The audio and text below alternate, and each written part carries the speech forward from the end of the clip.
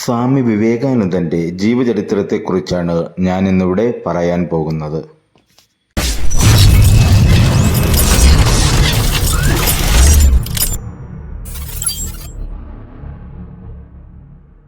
സ്വാമി വിവേകാനന്ദനെക്കുറിച്ച് സ്വാഭാവികമായും കേൾക്കാത്തവരായി ആരുമുണ്ടാവില്ല. ആ ജീവിതമെന്നത് മറ്റൊരു ജീവിതത്തിൽ നമുക്ക് കണ്ടെത്താനും പറ്റില്ല. 1893 ചിക്കാഗോ പ്രസംഗമൊക്കെ ചരിത്രത്തിലെ തന്നെ മികച്ച അടയാളപ്പെടുത്തലുകളാണെന്ന് നിസ്സംശയം പറയാം.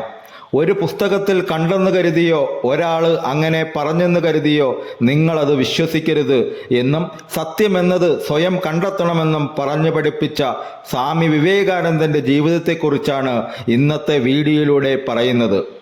ചെറുപ്പകാലത്തെ വിവേകാനന്ദൻ്റെ ജീവിതമെന്നത് നമ്മൾ വിശ്വസിക്കുന്നതിലും അപ്പുറമാണെന്ന് പറയാം. പണ്ട് അഗാധമായ പാണ്ഡിത്യവും ഭക്തിയും ഒക്കെ ഉണ്ടായിരുന്ന ഒരു ബംഗാളി പ്രഭു കൽക്കത്തയ്ക്ക് സമീപം ജീവിച്ചിരുന്നു. അദ്ദേഹത്തിൻ്റെ പേര് ദുർഗാചരൺ ദത്ത എന്നായിരുന്നു. അദ്ദേഹത്തിന് വിശ്വനാഥൻ ദത്ത എന്ന ഒരു പുത്രൻ. പിന്നീട് ദുർഗാചരൺ ദത്ത സന്യാസമൊക്കെ സ്വീകരിച്ച് ദേശാടനത്തിന് ഇറങ്ങുകയുണ്ടായി. ഇത്തരത്തിൽ വിശ്വനാഥ ദത്ത വളർന്നു കൽക്കത്തയിൽ ഹൈക്കോടതിയിൽ അറ്റോർണിയായി. ഭാര്യയുടെ പേര് ഭുവനേശ്വരി ദേവി. ധനികമായ കുടുംബത്തിൽ 2 പെൺകുട്ടികൾ ജനിക്കുകയും ചെയ്തു. ഒപ്പം ഒരു പുത്രൻ ജനിക്കണമെന്നും അവർ അതിയായി ആഗ്രഹിച്ചിരുന്നു. അപ്രകാരം 1863 ജനുവരി 12 ഒരു മകൻ പിറക്കുകയുണ്ടായി. ശിവപ്രീതി കൊണ്ട് ജനിച്ചെന്ന് കരുതിയ അവന് വീരേശ്വരൻ എന്ന് നാമകരണം ചെയ്തു. ആ വീരേശ്വരൻ പിന്നീട് നരേന്ദ്രനും ലോകത്തെങ്ങും പരന്ന ശബ്ദമായ സ്വാമി വിവേകാനന്ദനും ഒക്കെയായി മാറി. ചെറുപ്പത്തിൽ തന്നെ അതിശാഠ്യമുള്ള തീരുമാനങ്ങളിൽ ഒരു തരി വ്യതിചലിക്കാത്ത, ഒരു ഭയവുമില്ലാത്ത ഒരാളായിരുന്നു നരേന്ദ്രൻ. അതുമായി ബന്ധപ്പെട്ട് ചെറുപ്പത്തിൽ തന്നെ എത്രയോ കഥകൾ നമുക്ക് കാണാവുന്നതുമാണ്. അതിൽ ഒരു കഥ ഇപ്രകാരമാണ്. ഈശ്വരചന്ദ്ര വിദ്യാസാഗർ നടത്തിയിരുന്ന മെട്രോപൊളിറ്റിക് വിദ്യാലയത്തിൽ കുഞ്ഞു നരേന്ദ്രൻ എത്തുന്നത് 7ാം വയസ്സിലാണ്. വളരെ പെട്ടെന്ന് തന്നെ അവൻ്റെ ബുദ്ധിവൈഭവം അധ്യാപകർക്ക് മനസ്സിലാവുകയും ചെയ്തു. ക്ലാസ് എടുക്കുന്ന സമയങ്ങളിൽ അധ്യാപകനെ ശ്രദ്ധിക്കാനൊന്നും നരേന്ദ്രൻ താല്പര്യപ്പെട്ടിരുന്നില്ല. ആ സമയം മറ്റുള്ള കുട്ടികൾക്കൊപ്പം കഥകളും മറ്റും പറഞ്ഞ് ഇരിക്കലായിരുന്നു ഇഷ്ടം. ഇത് ശ്രദ്ധയിൽപ്പെട്ട ഒരു അധ്യാപകൻ നരേന്ദ്രനെ ഒരിക്കൽ പിടികൂടുകയുണ്ടായി. തുടർന്ന് ചോദ്യങ്ങൾ ചോദിക്കുകയുണ്ടായി. എന്നാൽ നരേന്ദ്രൻ എല്ലാ ചോദ്യത്തിനും ഉത്തരങ്ങൾ നൽകി. സംശയം വന്ന അധ്യാപകൻ കൂട്ടുകാരോട് ചോദ്യം ചോദിച്ചപ്പോൾ അവർക്ക് കിട്ടിയതുമില്ല. തുടർന്ന് അവരോടൊക്കെ എഴുന്നേറ്റ് നിൽക്കാൻ ആവശ്യപ്പെട്ടപ്പോൾ നരേന്ദ്രനും എഴുന്നേറ്റ് നിന്നു. താൻ നിൽക്കേണ്ടതില്ല എന്ന് അധ്യാപകൻ പറഞ്ഞപ്പോൾ അവരല്ല, ഞാനാണ് സംസാരിച്ചു കൊണ്ടിരുന്നത് എന്നും അതുകൊണ്ട് ഞാൻ നിൽക്കേണ്ടിയിരിക്കുന്നു എന്നും മറുപടിയുമാണ് നരേന്ദ്രൻ നൽകിയത്. ഇത്തരത്തിൽ നിർഭയനായ നീതിയിലും തീരുമാനങ്ങളിലും ഒരു വ്യതിചലനവുമില്ലാത്ത സ്വഭാവമായിരുന്നു കുഞ്ഞ് നരേന്ദ്രന്. ഒപ്പം അടങ്ങിയിരിക്കാത്ത ഏത് സമയവും എന്തെങ്കിലുമൊക്കെ ചെയ്യുകയും കാഴ്ച കാണാൻ പോവുകയും ഒക്കെ ആയിരുന്നു നരേന്ദ്രൻ്റെ ജീവിതമെന്ന് പറയാം. ഇങ്ങനെ കുസൃതിയായിരുന്നെങ്കിലും അയൽക്കാരുടെയും അധ്യാപകരുടെയും ഒക്കെ കണ്ണിലുണ്ണിയായിരുന്നു നരേന്ദ്രൻ. അക്കാലത്തെ ജാതിഭേദങ്ങളെ, ഉച്ചനീചത്വങ്ങളെ ഒന്നും അവനെ ബാധിച്ചില്ല. അവരുടെ അടുത്തേക്കും നരൻ ഓടിയെത്തി. തരംതിരിവിൻ്റെ കാരണം എന്താണെന്ന് അന്വേഷിച്ചു കൊണ്ടേയിരുന്നു. വ്യത്യാസം അറിയാൻ പരീക്ഷണങ്ങൾ നടത്തിയ കഥകൾ പോലുമുണ്ട്. ആ കുഞ്ഞു പ്രായത്തിൽ തന്നെ മനുഷ്യർ തമ്മിൽ ഒരു വ്യത്യാസവുമില്ല എന്ന് നരേന്ദ്രൻ മനസ്സിലാക്കിയിരുന്നു. പ്രായം കൂടുന്നതിനനുസരിച്ച് നരേന്ദ്രൻ്റെ പെരുമാറ്റങ്ങളിലൊക്കെ വലിയ മാറ്റങ്ങൾ വന്നിരുന്നു. പഠനം എന്നത് ഒരു വാശി തീർക്കൽ പോലെ ആയിരുന്നു പലപ്പോഴും. കിട്ടാവുന്ന പുസ്തകങ്ങളൊക്കെ അത്യുത്സാഹത്തിൽ വായിക്കുന്ന ഒരു പ്രകൃതം. ഇത്തരത്തിൽ 1879 16ാം വയസ്സിൽ അദ്ദേഹം പ്രസിഡൻസി കോളേജിൽ ചേർന്നു. പിന്നീട് FA പരീക്ഷ 1881 പാസ്സായി. ഈ കാലമെന്നത് വിദ്യാഭ്യാസപരമായി നരേന്ദ്രനെ ആകെ മാറ്റിയെടുക്കുന്ന ഒരു കാലമാണ്. അതീവ ഓർമ്മശക്തിയായിരുന്നു അദ്ദേഹത്തിൻ്റെ വലിയ ഫലം. കാലം മുന്നോട്ട് പോകുന്തോറും അവനിൽ യുക്തിചിന്തയും സ്വാതന്ത്ര്യബോധവും കൂടി വന്നു. അനാചാരങ്ങളെയും അന്ധവിശ്വാസങ്ങളെയും അവൻ കഠിനമായി എതിർത്തു. ഈ സമയം രാജാറാം മോഹൻ റോയ്, മഹർഷി ദേവേന്ദ്രനാഥ ടാഗോർ, കേശവ ചന്ദ്രസേന തുടങ്ങിയവരുടെ നേതൃത്വത്തിൽ ബ്രഹ്മസമാജം ഉയർന്നു വന്നു. യാഥാസ്ഥിതിക ഹിന്ദുമതത്തിലെ അനാചാരങ്ങളെയും അവർ എതിർത്തു.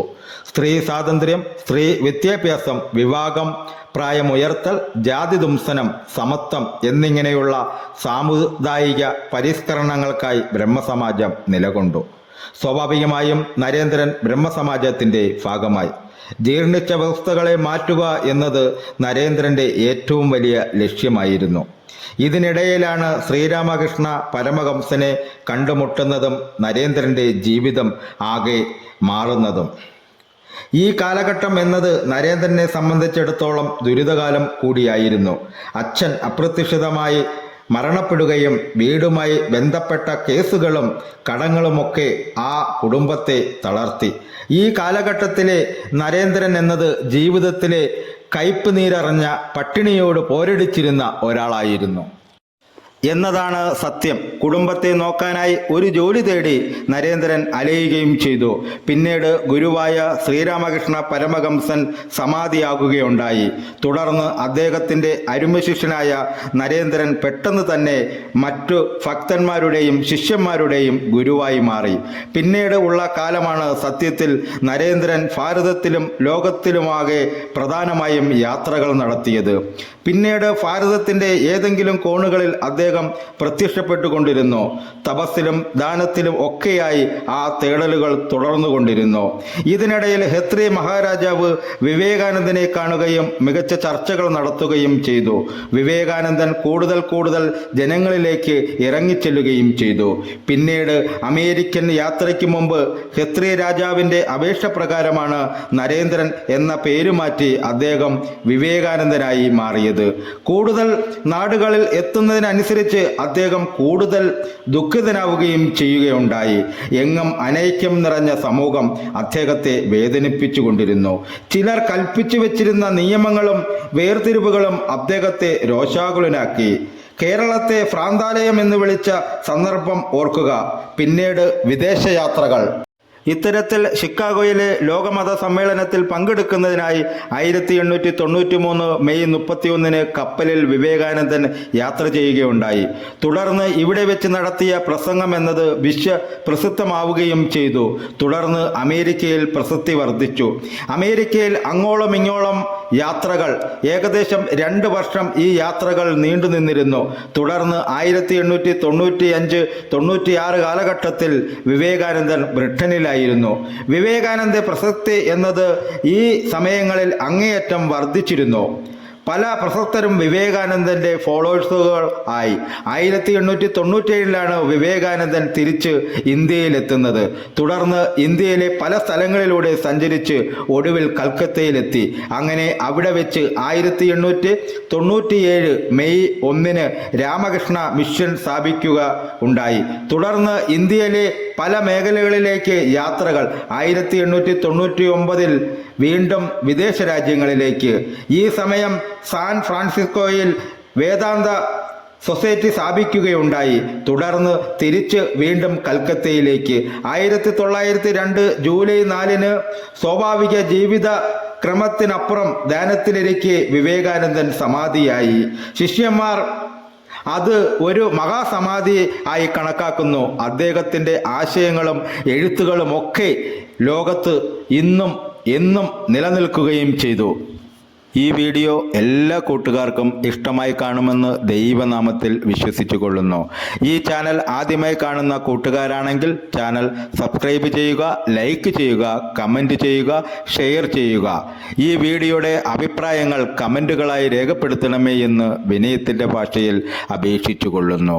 ഇനി അടുത്തൊരു ദിവസം അടുത്ത വീഡിയോയുമായി നമുക്ക് കണ്ടുമുട്ടാം കൂട്ടുകാരെ.